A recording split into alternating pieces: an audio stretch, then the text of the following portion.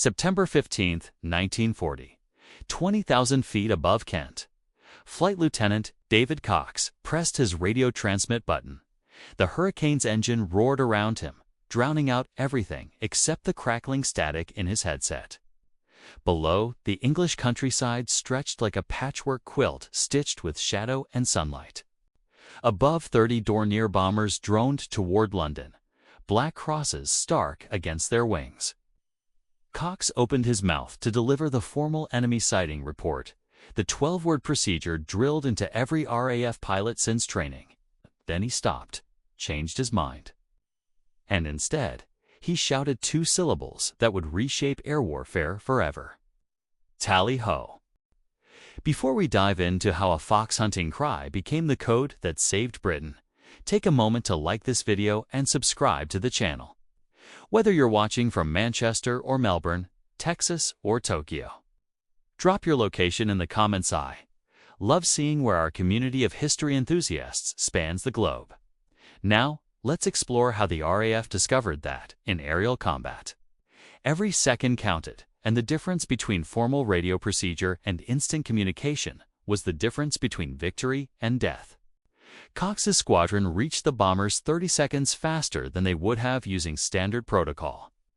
30 seconds that translated to 3,000 feet of altitude advantage. 30 seconds that meant his Hurricanes struck from above, not below. 30 seconds that saved British lives and sent German bombers tumbling from the sky in flames. And in that moment, watching his wingman tear into the enemy formation with perfect positioning, Cox realized something that would echo through military aviation for the next 80 years. The side that communicated fastest didn't just fight better, they survived. The problem began not with technology, but with tradition. In March 1938, the Air Ministry published Air Publication 1148, 83 pages of meticulous instructions governing every radio transmission an RAF pilot might make. The manual was a masterpiece of peacetime thinking, clear, complete, thorough, and in combat, absolutely lethal. When Squadron Leader James Lethart spotted German Stuka dive bombers over Dunkirk on May 27, 1940, he followed procedure exactly. Hello, Sapper Control. This is Blue Leader. I have visual contact with hostile aircraft. There are 15 dive bombers at 8,000 feet, flying heading 270. Request instructions. Over. By the time he finished transmitting and received acknowledgement, the Stukas had already begun their dives. 3 Royal Navy destroyers took bomb hits before 54 Squadron could engage. Lethart's after-action report, filed 2 days later, contained one scathing sentence that would help transform RAF communications forever. Current radio procedures are unsuitable for combat operations. Recommend immediate simplification. He wasn't alone in reaching that conclusion. At RAF Duxford, Squadron Leader Douglas Bader lost both legs in a 1931 flying accident and fought his way back into the cockpit through sheer determination. Watched training exercises with mounting frustration. Pilots obediently followed radio procedure while missing tactical opportunities. They spoke in complete sentences when seconds mattered. They transmitted acknowledgments when immediate action was required. Bader argued repeatedly that peacetime discipline would collapse under combat pressure. His superiors dismissed the concern. The procedures were official doctrine developed by experts, not subject to individual interpretation. Then the shooting started. Throughout June 1940, squadron commanders across Fighter Command filed identical reports. Pilots couldn't maintain formal radio discipline while simultaneously flying their aircraft, maintaining formation, watching for enemy fighters, and preparing to engage. The human mind, even highly trained, could only process so many tasks at once. Something had to give. Usually, it was the radio procedure. But without standardized shortcuts, communication devolved into chaos. Controllers couldn't be certain what pilots meant. Pilots couldn't be sure their messages were understood. The system was fracturing under the strain of actual combat. The mathematics were brutal and simple. A Hurricane Mark I climbed at roughly 2,500 feet per minute at full throttle. Reaching 18,000 feet from ground level required 7 minutes of climbing. 7 minutes during which the pilot was vulnerable. The engine was straining and fuel was burning. The Luftwaffe approached with altitude already gained over France, giving them the luxury of time and height. British fighters scrambled from forward airfields had to gain altitude while simultaneously racing to intercept. Any delay in communication, any wasted second transmitting formal acknowledgements or complete situation reports meant either abandoning the intercept or engaging from a position of fatal disadvantage. On August 13, 1940, during the Luftwaffe's Adler offensive, 5 separate squadrons reported missing optimal interception positions because of communication delays. 249 Squadron engaged a formation of Dornier. 17 bombers over Canterbury but had to attack from below because radio coordination took too long. They lost 3 Hurricanes to escort fighters without downing a single bomber. The after-action analysis was damning. Radio procedure was killing pilots as surely as enemy cannon fire. Fighter. Command sector controllers recognized they were watching men die because of bureaucratic language requirements. Something had to change, and it had to change immediately. Because the Luftwaffe was flying up to 1,500 sorties daily, and the RAF couldn't afford to waste a single second. The solution came not from headquarters or doctrine writers, but from men who were actually fighting. June 19, 1940. RAF Kultuschelle. Squadron Leader Douglas Bader walked into the dispersal hut with an idea borrowed from his past. Before his crash, Bader had been an enthusiastic horseman and follower of the Berkshire hunt. The terminology of fox hunting brief, clear, universally understood among participants, had always struck him as superior to military formality. When the huntsman spotted the fox, he didn't deliver a formatted report with complete situational details and request for instructions. He shouted "Tally-ho," and every rider knew exactly what that meant. Query cited, "Chase on, follow me." 2 syllables conveying intent, urgency, and direction simultaneously. Bader proposed adopting hunting terminology for combat operations. His pilots, most from similar backgrounds who understood fox hunting culture, immediately grasped the concept. It seemed obvious once articulated.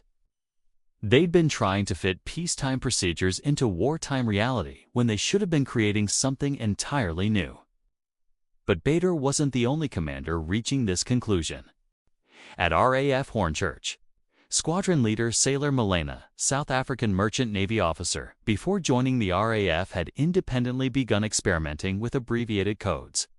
He applied naval communication principles to fighter operations. Ships used signal flags and brevity codes because clarity and speed mattered during action. At RAF Tangmere, Squadron Leader John Thompson of 43 Squadron formalized the abbreviated transmissions his most effective pilots naturally used under pressure. He created a basic code list covering most combat situations. Braking meant performing an evasive maneuver. Cover me was a call for wingman support. Bingo indicated low fuel. These weren't official RAF terminology. They were practical solutions emerging from operational necessity. Thompson submitted his code list to 11 group headquarters in mid-June, recommending official adoption. Air Vice Marshal Keith Park received similar recommendations from multiple squadrons simultaneously.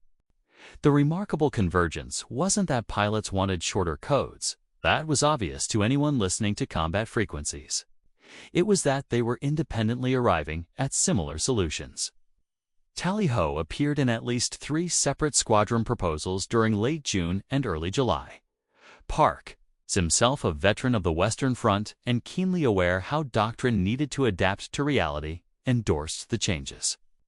On July 23, 1940, Air Chief Marshal Hugh Dowding issued an operational memorandum permitting squadron commanders to implement abbreviated radio codes at their discretion. The memo stopped short of mandating specific terms. Dowding preferred letting effective practices emerge organically from operational, experience, but gave official sanction to what pilots were already doing. Tally-ho was explicitly mentioned as an acceptable alternative to the formal enemy sighting report. Within days, it became standard across 11 group squadrons. The change was revolutionary precisely because it seemed so simple. 2 syllables replaced 23 words. A pilot spotting enemy bombers no longer needed to formulate a complete sentence. He pressed his radio button and shouted "Tally-ho," and every pilot in his squadron. Plus, the sector controller knew instantly. Enemy sighted, engaging now, follow if able. The hunting cry that had echoed across English countryside for centuries now crackled through radio frequencies at 20,000 feet. And it was saving lives. The proof arrived in operational records that Fighter Command meticulously maintained. When analysts at Bentley Priory headquarters compared reports from August through October 1940, the impact became mathematically undeniable.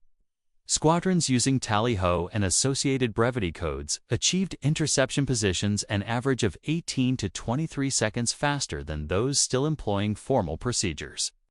In fighter combat, 20 seconds meant 2,000 feet of altitude, or 3 miles of positioning often. The difference between attacking bombers from above or being bounced by their escort fighters. 601.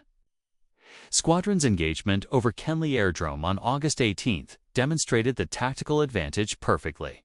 Squadron leader Sir Archibald Hope spotted the formation approximately 30 Dornier 17 bombers with Messerschmitt 109. Escorts above them at a range of 4 miles. He transmitted immediately. Tally-ho.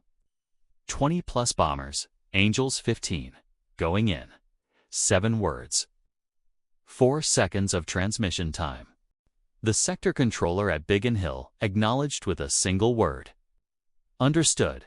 Total communication time, 6 seconds. 3 weeks earlier, before the squadron adopted abbreviated codes, a similar engagement near Dover using formal procedure consumed 28 seconds from initial sighting report to controller acknowledgement. The difference was life and death measured in altitude and position. Fighter Command developed an entire vocabulary throughout August and September. Angels indicated altitude in thousands of feet. Bandits specified enemy aircraft. Vector gave headings. Buster meant maximum speed. Gate meant use emergency throttle boost. Pancake meant return to base and land.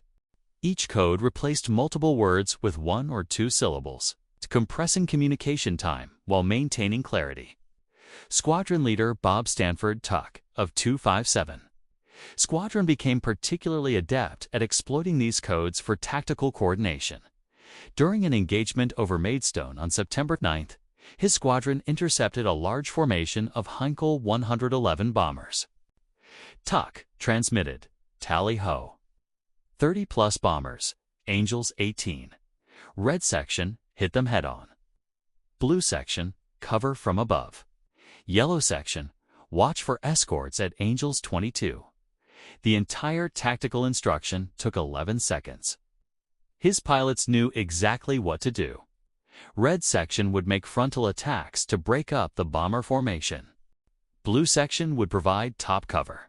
Yellow section would guard against the expected high fighter escort. The attack was textbook perfect.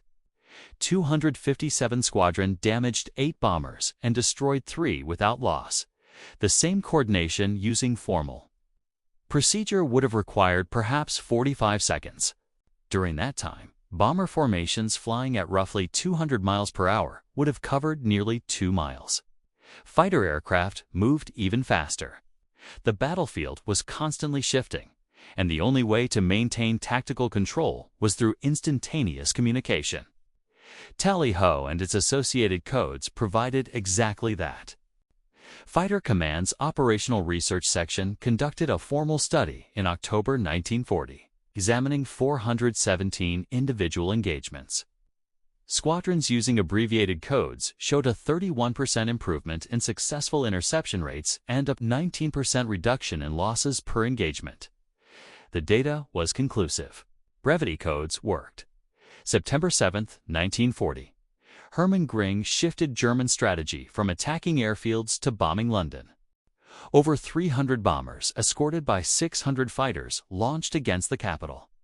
RAF squadrons scrambled en masse, filling radio frequencies with dozens of simultaneous transmissions. This was the nightmare scenario: frequency saturation, where too many voices created an unintelligible wall of noise. 609 Squadron, operating from RAF Warmwell, found themselves vectored into the chaos over the Thames estuary that afternoon. Squadron leader Michael Robinson monitored the radio frequency as his Spitfires climbed through 18,000 feet. Multiple squadrons were already engaged. He could hear the clipped transmissions cutting through static. Tally-ho! Bandits at Angels 20. Red 2. Breaking left. Got him. He's smoking. Watch the 109s above. Each transmission was brief, clear, immediately comprehensible. Despite 8 or 9 squadrons operating on the same frequency, the radio discipline held. Pilots transmitted only essential information, kept messages to absolute minimum length, and the sector controller maintained coherent coordination throughout. Robinson's squadron engaged a formation of Dornier 17 bombers at 19,000 feet. He transmitted, tally-ho. 15-plus bombers going in now, 4 seconds. His wingman confirmed, covering, 1 second. The squadron split into sections and attacked without further radio communication until after the engagement. During the actual combat, 30 seconds of intense maneuvering, firing, and evasion, the frequency stayed almost silent except for critical warnings. Brake rights saved Flight Lieutenant James Coward from a Messerschmitt diving on his tail. Escorts above alerted the squadron to incoming fighters. Every transmission served a tactical purpose. There was no chatter, no running commentary, no wasted words. The combat reports from September 7th and 15th reveal how thoroughly RAF pilots had internalized the new communication discipline. Under the most intense operational conditions of the entire battle, with multiple squadrons engaged simultaneously and enemy fighters swarming, through the formations, radio frequencies remained functional. Contrast this with reports from Luftwaffe units during the same period. German pilots operated under more formal radio procedures inherited from pre-war training. Their communications during mass raids frequently devolved into confusion, with bomber crews issuing lengthy distress calls while fighter escorts struggled to coordinate. British signals intelligence stations monitoring German frequencies noted the contrast repeatedly. Meanwhile, across the Channel, German signals intelligence units struggled to comprehend what they were intercepting. Luftwaffe listening stations along the French coast monitored RAF frequencies continuously, attempting to decode British communications and predict defensive responses. German analysts, trained in their own formal radio procedures, found the abbreviated British codes baffling. When German operators heard tally-ho, followed by position references and altitude codes, they initially believed it was some kind of challenge phrase or recognition signal. Early intelligence reports suggested British pilots were confirming identity before engaging. This fundamental misunderstanding meant German analysts completely missed the tactical significance of what they were hearing. By mid-August, German intelligence had identified that tally-ho related to enemy sightings, but still didn't grasp its true purpose. A signals intelligence report dated August 21, 1940, describes tally-ho as a preliminary warning transmission before formal engagement reports. The German analysts assumed British pilots were still following complete reporting procedures. After the initial code phrase, they didn't understand that tally-ho replaced the formal report entirely. This intelligence failure had direct operational consequences. Luftwaffe bomber formations relied on accurate assessment of British fighter strength and positioning to plan attack routes. If German intelligence believed RAF squadrons required lengthy communication procedures to coordinate, German planners would assume they had more time between radar detection and interception. In reality, British squadrons were reacting far faster than German estimates suggested. Bomber formations repeatedly encountered RAF fighters in unexpected positions because German intelligence had miscalculated. British response times. The irony was almost perfect. The Luftwaffe possessed the technical capability to implement similar brevity codes, but never did. German military culture emphasized formal procedure and proper protocol. Radio communications were supposed to be clear, complete, and correct according to established doctrine. The idea of replacing formal reports with hunting cries struck German signals officers as undisciplined and dangerous. Some Luftwaffe fighter pilots developed informal brevity codes among themselves. But these remained unofficial and never received formal sanction. German pilots fighting over England in September 1940 still transmitted formal position, reports, and requested permission before engaging targets. The procedural burdens slowed their tactical responses and made their radio frequencies easier for British intelligence to monitor. The contrast illustrated a broader difference in military philosophy. The RAF, shaped by combat experience and willing to adapt doctrine to operational reality, modified procedures when they proved inadequate. The Luftwaffe, supremely confident after victories in Poland and France, assumed its existing methods were superior and saw no need for change. The Germans were listening. They simply weren't understanding. And that failure cost them the battle. Walk into any NATO fighter squadron today from RAF, Lakenheath to Ramstein to Aviano. You'll hear pilots using vocabulary Douglas Bader would recognize instantly. Tally remains the standard call for visual contact with another aircraft. The HO has dropped away over 8 decades, but the essential meaning persists. Bandit still means enemy. Angel still indicates altitude. Bingo still warns of minimum fuel for safe return. The linguistic legacy of that desperate summer in 1940 echoes through every NATO Air Force. Embedded in doctrine, trained into every fighter pilot from their first flight, and proven effective through conflicts from Korea to Kosovo to contemporary operations. The innovation that began with a fox hunting cry became the foundation of modern air combat communication. What Fighter Command discovered under the pressures of existential combat wasn't just about radio efficiency. It was about the fundamental principle that effective military doctrine must evolve from operational reality, not theoretical planning. When regulations hinder rather than help, they must change. When tradition conflicts with survival, tradition loses. The willingness to adapt to discard peacetime formality in favor of wartime necessity defined the professional Air Force that won the Battle of Britain. Squadron Leader Douglas Bader, shot down over France in August 1941 and imprisoned for the rest of the war, never knew the full extent of his contribution. He'd wanted to fight Germans, not reform radio procedures.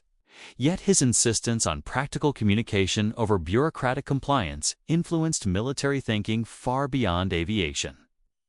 Modern military doctrine across all services emphasizes mission-type orders and decentralized execution. Commanders state objectives and constraints. Subordinates determine methods. This approach requires communication systems that convey intent rapidly without micromanagement. Brevity codes exemplify this philosophy perfectly. The ultimate validation came from former adversaries. The German Luftwaffe, reconstituted as part of NATO during the 1950s, adopted RAF-derived brevity codes wholesale. German fighter pilots today use Tally just as their predecessors might have done had institutional culture permitted innovation in 1940.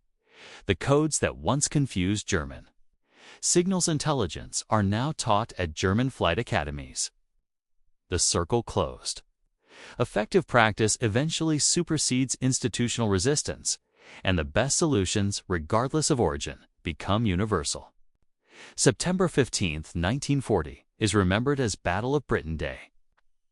When RAF Fighter Command turned back the Luftwaffe's largest daylight offensive and effectively ended Hitler's invasion plans.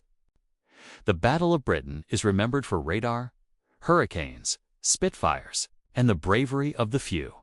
Yet a quieter revolution shaped victory. The realization that fast, clear communication was a weapon. Flight Lieutenant David Cox later wrote that tally-ho mattered not just as a signal, but as a symbol of flexibility and adaptation. That spirit questioning old methods and embracing what worked helped Britain survive. Today, every pilot who calls tally echoes that legacy. Two syllables forged in 1940 still carry the urgency of combat. I see the enemy. I'm engaging. Follow me. The chase is on.